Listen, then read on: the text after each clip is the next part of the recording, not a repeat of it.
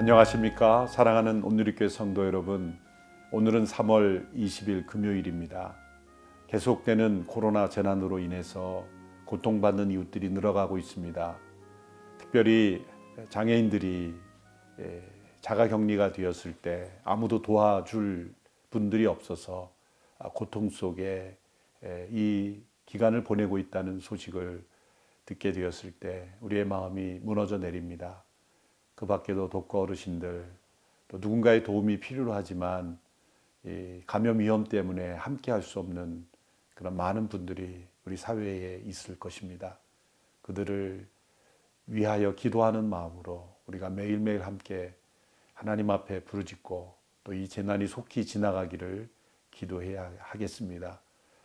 특별히 많은 선교사님들이 고통 속에 있습니다. 저희 온누리교회 선교사님들도 안전하게 잘 지키고 계시지만 또 위험한 지역에서는 철수하도록 하였고 또 잘 대비하고 있습니다. 또 유럽과 미국의 여러 환자들이 증가하고 있는 이 상황 속에서 또 해외에 가족을 두고 또 혹은 자녀가 있는 많은 가족들 또 두려움 속에 염려 속에 있을 줄 압니다. 우리가 함께 하나님께서 이 재난 가운데 보호해 주시기를 함께 기도하는 시간 되기를 원합니다.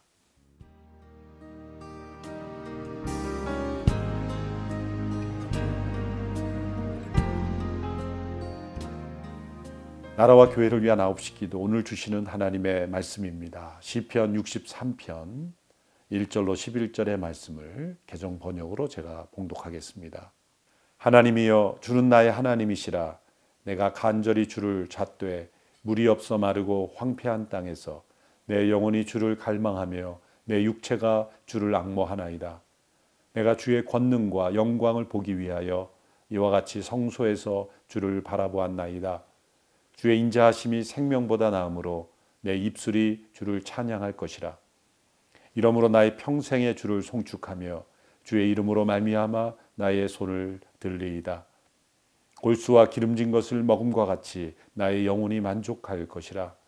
나의 입이 기쁜 입술로 주를 찬송하되 내가 나의 침상에서 주를 기억하며 새벽에 주의 말씀을 작은 소리로 읊조릴 때에 하오리니 주는 나의 도움이 되셨음이라. 내가 주의 날개 그늘에서 즐겁게 부르리이다. 나의 영혼이 주를 가까이 따르니 주의 오른손이 나를 붙드시거니와 나의 영혼을 찾아 멸하려 하는 그들은 땅 깊은 곳에 들어가며 칼의 세력에 넘겨져 승량의 먹이가 되리이다. 왕은 하나님을 즐거워하리니 주께 맹세한 자마다 자랑할 것이나 거짓말하는 자의 입은 막히리로다. 시편 63편은 다윗이 유대 광야에 있을 때 지은 시입니다. 히브리 성경에서도 그 시의 제일 첫머리에 유대 광야에서 지은 시다 이렇게 기록이 되어 있습니다. 어느 시편과 달리 시의 내용에 그 환경과 상황을 이렇게 직접 기록한 것은 그만큼 그 상황 속에서 이 시를 이해하는 것이 중요하기 때문일 것입니다. 다윗이 유대 광야에 있었던 때는 두 가지 이유가 있습니다. 첫째는 사울 왕의 위협과 그 핍박을 피해서 도망했을 때입니다. 또 한 번은 다윗의 아들 압살롬의 배신과 그리고 공격을 피해서 도망하였던 때입니다. 사울 왕을 피해 동굴에 있을 때는 시편 57편을 기록했습니다. 그 아들 압살롬을 피해 광야에 있을 때 바로 시편 63편을 기록한 것입니다. 사울 왕의 위협보다 더 고통스러웠던 것이 아들의 위협이었을 겁니다. 압살롬은 또 다른 사울이요, 사울보다 더 위협적인 사울이요, 다윗의 마음에 더 큰 상처와 아픔을 주었던 사울일 것입니다. 사랑하는 아들이 자신을 배신할 뿐만 아니라 모함하고 또 죽이려 하는 이 엄청난 위기 속에서 다윗이 느꼈을 이 엄청난 좌절과 절망은 우리는 상상하기가 어렵습니다. 이 상황 속에서 다윗은 여전히 하나님을 바라보았습니다.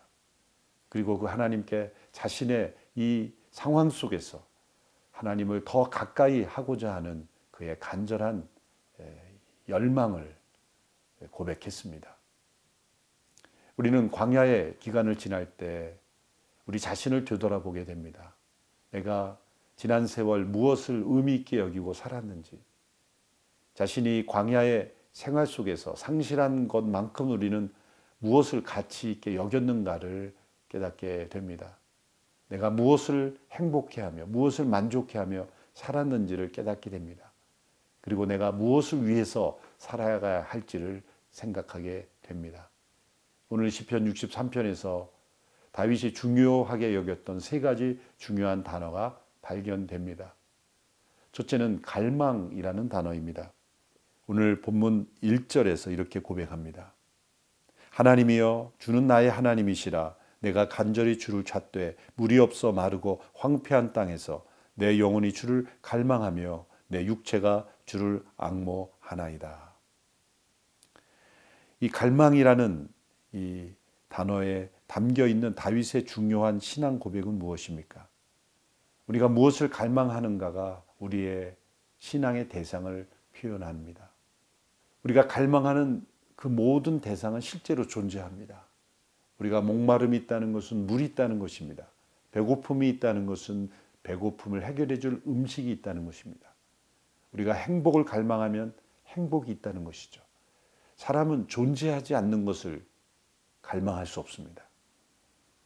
갈망이 있다는 것은 예전에 경험해 보았다는 것이고 또한 존재한다는 것입니다. 다윗은 지금 하나님을 갈망하고 있습니다. 그는 사울의 위협을 피해 도망할 때, 그리고 왕이 된 이후에 그 하나님의 임재를 경험했고 그 하나님과 동행하는 삶을 살아왔습니다. 그가 자신의 죄와 실수로 인해서 이제 아들이 자신을 배신하고 공격하는 위기 상황 속에 있지만 그는 여전히 하나님을 더욱 깊이 갈망하고 있습니다. 그가 어떠한 모습으로 하나님을 갈망하고 있습니까? 그가 하나님을 갈망하는 여러 장소들이 나옵니다. 1절에 보면 물이 없어 마르고 황폐한 땅에서 광야에서 하나님을 갈망합니다. 2절에 보면 성소에서 주를 바라보았다 고백합니다. 6절에 보면 내가 나의 침상에서 주를 기억한다 말합니다. 또 어느 때에 하나님을 갈망하고 있습니까? 4절에 보면 나의 평생의 주를 송축하며 고백했습니다. 6절에 보면 새벽에 주의 말씀을 작은 소리로 읊조린다 고백했습니다. 하나님을 갈망하는 모습도 다양하게 나타납니다. 4절에 보면 주의 이름으로 말미암아 나의 손을 들리이다. 손을 들며 갈망했습니다. 6절에 보면 새벽에 주의 말씀을 작은 소리로 읊조리며 말씀을 읊조리며 갈망했습니다. 이 모든 모습들이 하나님을 갈망하는 모습이요, 모든 때에 다양한 모습으로 하나님을 갈망했습니다. 이제 5절부터 분위기가 바뀝니다. 이런 갈망이 만족으로 변합니다. 마치 잔치가 일어난 것 같습니다. 만족이라는 단어가 2번이나 등장합니다. 5절 말씀을 보시면 골수와 기름진 것을 먹음과 같이 나의 영혼이 만족할 것이라. 나의 입이 기쁜 입술로 주를 찬송하되. 지금 광야에 있지만 쫓기고 있고 두렵고 큰 상처와 아픔 속에 있었지만 다윗은 하나님을 갈망했기에 이런 만족의 고백을 할 수 있었던 것입니다. 예수님께서 산상수훈에서 말씀하신 대로 의에 줄이고 목마른 자가 배부름을 얻게 된다는 그 말씀과 같이 지금 다윗은 모든 환경은 절망이지만 하나님을 갈망하는 가운데 누리는 영혼의 만족을 경험하고 있는 것입니다.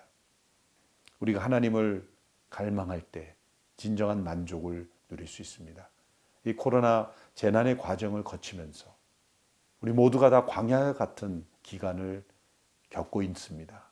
국가의 경제도 어려워지고 있습니다. 여러 사업과 자영업자 또 모든 일터에서 일하는 분들이 고통 속에 있습니다. 이때 우리는 더욱 하나님을 갈망해야 합니다. 그리고 진정 우리의 만족이 어디서 오고 있었는지, 또 우리의 행복을 어디서 찾고 있었는지, 그리고 우리는 무엇을 향하여 살아갈지를 다시 하나님 안에서 깨달을 때 우리는 이 위기를 극복할 수 있으며 우리는 하나님께서 원하시는 인생으로 변화될 줄로 믿습니다. 8절에서 또 하나지 중요한 단어를 고백합니다. 8절 나의 영혼이 주를 가까이 따르니 주의 오른손이 나를 붙드시거니와. 이 가까이라는 단어가 매우 중요합니다. 나의 영혼이 주를 가까이 할 때 하나님의 오른손이 나를 붙잡아 주신다는 겁니다. 하나님은 우리가 알지 못하는 상황 속에서도 우리와 함께 하십니다. 그러나 우리가 그 하나님을 가까이 하지 않기 때문에 그 하나님의 강하신 오른손의 임재와 능력을 우리가 체험하지 못하고 있는 것입니다. 우리 인생에 찾아오는 인생의 수많은 광야 속에서 우리에게 주어진 축복은 반드시 우리가 하나님을 가까이 함으로써만 찾아오는 것입니다. 우리 안에 갈망이 일어나고 참된 영혼의 만족을 하나님 안에서 찾게 될 때, 그리고 하나님을 가까이 하게 될 때 우리는 이 광야의 기간을 유익한 기간으로, 또 하나님의 또 다른 축복을 경험하는 기간으로 우리는 고백할 수 있게 되리라 믿습니다. 이 코로나 재난의 기간이 돌이켜볼 때 우리의 믿음이 회복되고 또 하나님을 더 가까이 하게 되는 기간이 되었다는 고백을 할 수 있게 되기를 축원합니다. 오늘 합심하여 함께 기도하실 제목은 첫째, 코로나 재난의 기간을 통하여 우리의 삶을 되돌아보고 자신의 갈망, 행복, 그리고 무엇과 하나 된 삶을 살았는지를 깨닫게 하소서. 두 번째 기도의 제목은 함께 공예배로 모이지 못하고 영상으로 참여하는 기간 동안 예배의 중요성을 더 깊이 깨닫고 예배를 더욱 사모하고 개인 예배와 가정 예배의 축복을 경험하게 하소서. 세 번째 기도의 제목은 많은 나라에서 감염이 확산되고 있는 이때에 온 나라 위에 하나님의 통치하심이 나타나며 우상을 버리고 하나님께로 나아오게 하소서. 이제 합심하여 함께 1분간 기도하겠습니다.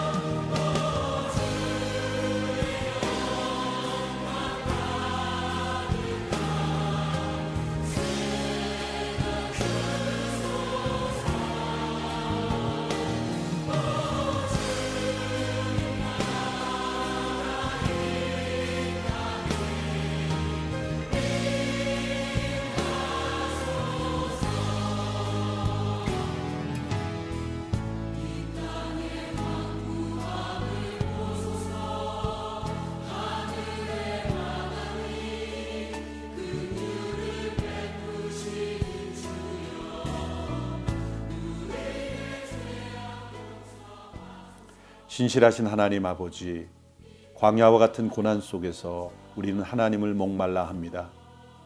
세상에서 우리에게 편안함과 안락함을 주었던 모든 것들이 사라져갈 때 비로소 깨닫게 되는 진리가 있습니다. 진정한 안전함이 바로 하나님께만 있다는 것입니다. 하나님께서 이 모든 재난을 통해 우리의 속마음을 뒤집어 드러내십니다. 세상에 세워진 모든 문명의 허무함이 밝히 나타나게 하십니다. 하나님 없이 자신을 의지하며 살아갔던 불신의 늪에 빠져있는 세상을 긍휼히 여겨 주옵소서. 재난 속에서조차 회개할 줄 모르며 여전히 자신의 지혜만을 의지하는 어리석은 이들을 불쌍히 여기소서. 우리 모두 다시 하나님을 더욱 목말라 합니다. 참된 복의 근원이 되시는 하나님을 더욱 갈망합니다. 홀로 있을 때 더욱 하나님을 갈망합니다. 한국교회가 이번 재난을 통과하며 불러 연단받은 순금 같은 신앙 공동체가 되게 하소서. 성육신하신 그리스도의 몸된 지체로서 하나 되어 이웃을 섬기고 변화시키게 하소서. 이단 사이비에 빠져 방황하는 영혼들을 불쌍히 여기시고 그들이 한국 교회의 품으로 되돌아오게 하소서. 모든 성도들이 이 재난을 통과하며 오직 하나님만 사랑하고 갈망하는 성도들이 되게 하소서. 마음과 힘과 영혼을 다하여 하나님만 사랑하게 하소서. 확진 판정을 받고 고통 속에 있는 이들을 불쌍히 여기소서. 자가 격리되어 홀로 힘들어하는 장애인들을 붙들어 주시고 힘과 용기를 더하여 승리하게 하소서.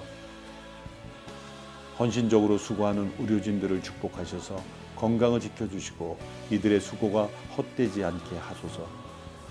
대한민국과 한국교회가 이 재난을 통하여 성결하게 되어 다시 하나님의 축복을 온 세상에 나누도록 변화되게 하소서. 예수님의 이름으로 기도드립니다. 아멘.